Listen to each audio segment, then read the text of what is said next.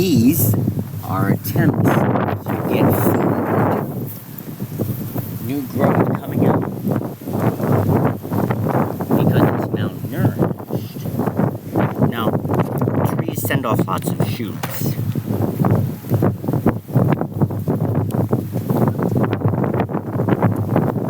But as the dose increases, more of this is going to end up happening.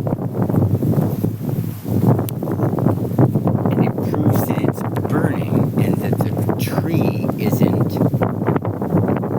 dying of a bug or some sort of bacteria or invasive beetle or something like that. That could be a narrative, but